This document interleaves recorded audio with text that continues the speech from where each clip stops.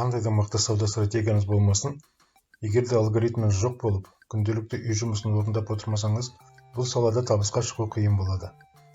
Трейдер деген бірінші кезекте тәртіпті болу керек. Күнделікті жасайтын саудасы міндетті түрде жоспарланған, алгоритмге сай жасалған болу керек. Әр позициясы қандай мақсатта, қандай бағытта, қандай мөлшерде, бағаның жүру қоры қандай, мәмілеге кіру нүктесі, стоп-лосс, take profit деген сияқты осының бәрі нақтылы есептеліп жазылған болу керек. Енді трейдинг дегеніміз не екенін түсініп алайық.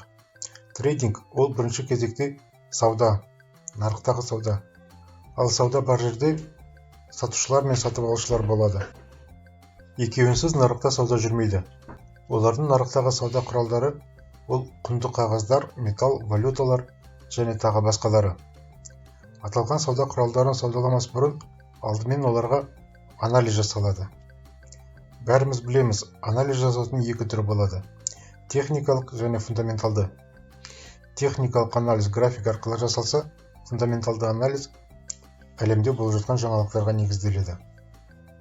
Жаңалықтарды экономикалық күнтізбеден көре аламыз. Ал графикалық анализдің өзі екіге бөлінеді: индикаторлы және индикаторсыз.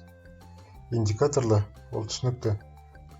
Брокердің ұсынған терминалында бар индикаторлар арқылы жасалады. Индикаторсыз графика анализ жасаудағы негізгі мақсат нарықтағы жағдайды түсіну. Бұл жердегі басты индикатор ол баға. Яғни баға қозғалысы, тренд. Белгілі бір бағаларда қозғалыс басталады, не қозғалыс аяқталады. Демек, бұл бағалар біреулер үшін маңызды болғаны. Ондай болса, бұл бағаларда ірі ойыншылар бар деген болжам жасай аламыз. Осы барлар арқылы деңгейлері сызып, ары қарай, жағдайға қарай сауда стратегиясы таңдалып, сценарий жасалады. Қысқасы, трейдинг дегеніміз ол бірінші кезекте нарықтағы сауда. Кез келген трейдер биржада табыс алу үшін қандай да бір сауда құралын не сату керек, не сатып алу керек. Ол үшін ол сауда құралының графигін ашып, соған анализ жасайды. Анализ жасау арқылы сауда құралының бағытын анықтайды: жоғары не төмен. Сөйтіп, сатып алу арқылы жоғары қарай, сату арқылы төмен қарай позиция ашады. Яғни позиция ашылғаннан кейін мәміле жасалған болып саналады. Енді ашық позицияны жабу керек. Ол табыспен жабылады ма, шығынмен жабылады ма, жоғарыда жасалған анализге байланысты.